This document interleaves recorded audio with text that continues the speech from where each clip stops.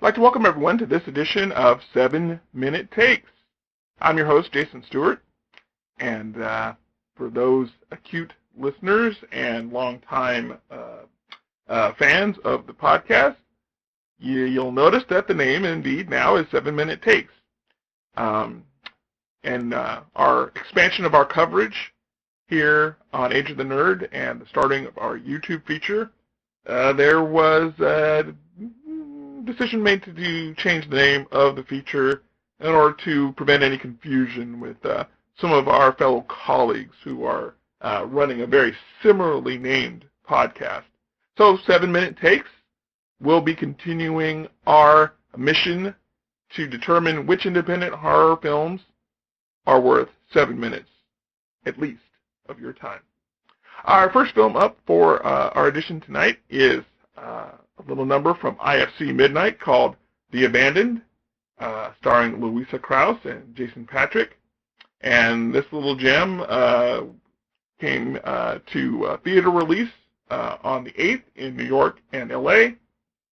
It is currently available now, VOD, on your handy-dandy movie streaming service of choice, from director Eitan Rockaway.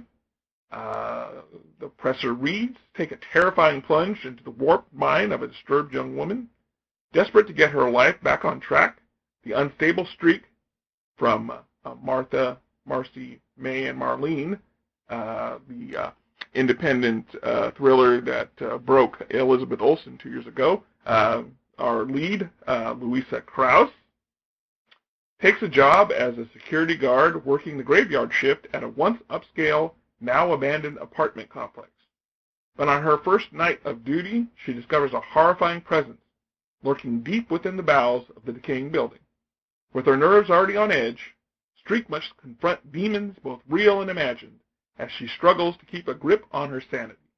Jason Patric, yes, folks, that Jason Patric from The Lost Boys, from the original Rush, the crime thriller, not the movie with Sandra Bullock, co-stars in this harrowing thrill ride. And again, this comes to us from our friends at IFC, runs 88 minutes, and sad to say, it is not anywhere near worth that amount of time. This one gets a 7-minute miss, and it's a little sad. Again, IFC has done so much great work over the years to promote indie horror. I must say, a number of the films of theirs that we've looked at on this feature just haven't been very good. And again, The Abandoned suffers from the same problem. Everyone in the film is kind of too stupid to live, especially the main character. They are some kind of interesting misdirection ideas thrown at you.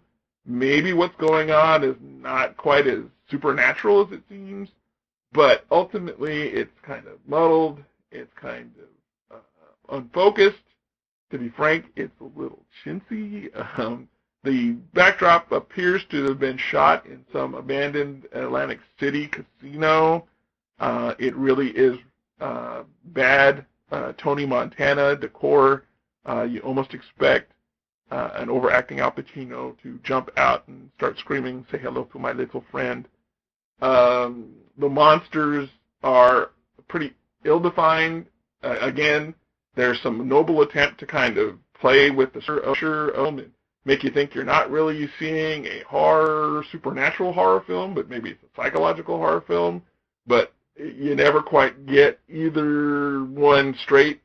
The overly symbolic ending didn't help, and God, horror directors, please heed, if you heed nothing else from this humble podcast, please heed that overly symbolic endings do not work in horror films.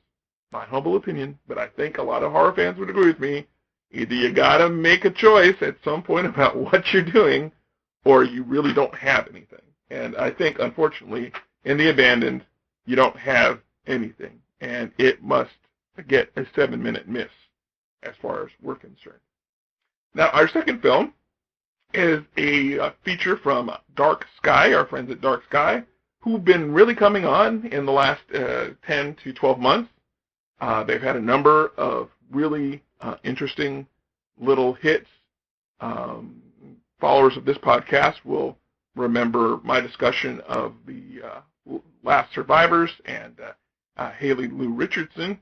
There was another film of theirs that made a real big buzz, We Are Still Here, that got some awards buzz and some talk from folks last fall. And their offering this time is a little film called Cherry Tree, which also came viewer on demand, available on the 8th. And so this one, again, is ready for your viewing service of choice, coming from David Keating, who previously made Wakewood, which I believe I saw. Forgive my fuzzy memory. Those of you who listen to this will always remember my grasping for things that I pretty much remember watching at one time. This stars some familiar genre names, like Anna Walton, who was in Hellboy 2, was in Mutant Chronicles, and Vampire Diary. Naomi Batrick is the younger female lead from Crossing Rhines and Waterloo Road in English, thank you. And Sam Hazeldine plays Dear Old Dad. He has been in such films as The Monuments Men and The Raven. And from The Presser, a young woman makes a fateful pact with the witch's coven that can save her dying father's life. Faith's world is turned upside down as she finds her beloved father is dying. When the mysteriously alluring Sissy Young becomes her new hockey coach, Faith has no idea that Sissy is the head of a witch's coven, which has resided in her hometown of Orchard for centuries. Using the fruit of an ancient cherry tree in a bloody ritual, the witches can bring the dead and dying back to life, and when Sissy offers to cure Faith's father, she lures the young woman into a dangerous deal that will leave her fighting for her life. And it sounds like a pretty good setup, and you'd be right to say it's a pretty decent premise. There is some really good makeup and effects in this movie. There's some better than average money shots, and ironically, there's some of that in both senses of the word. There's a Skinamax sensibility to this movie. The lead character in question, Faith, is a member of the high school field hockey team, and as is mentioned, her coach is the witch, and there's a few kind of gotcha, semi-teenage jailbaity moments in the locker room. Of course, all the actresses are of age, I'm certain, but of course they're playing younger women, and so there's this kind of titillating factor. There's a few lipstick lesbian moments, but unfortunately, TNA do not a good horror or exploitation film make, and Cherry Tree kind of fails on actually having a follow-through on this pretty good premise. The plot kind of disintegrates about 2/3 of the way through. I will say there's a very funny ending, a little coda. Probably was the thing that got the film greenlit, because there's a little self-aware humor at the very end. I won't spoil it for you if you feel you want to watch it, but sadly, even that little humorous moment at the end does not quite save this film. Dark Sky has been doing a lot of good work. They've been putting out some exceptionally good indie horror films, especially given the budget constraints of their creators, I'm sure. Sadly, this is going to get a 7-minute miss from me. It does bring me some pain to say this. I hope Dark Sky has a better offering the next time we get one of their films. Want to thank everyone again for sticking with us into 2016. If you're a new viewer, we say howdy, welcome to you. We hope that you continue to keep coming to the Age of the Nerd for all things pop culture. And we hope to hear from you. Please leave your comments down below on the article that accompanies this your podcast. Follow us on Twitter. Hook up with us on Facebook. Leave comments on our YouTube page here. We'd love to hear from you and kind of get a feel for all of you who went out with us on our debut maiden voyage with our wrap-up show for 2015.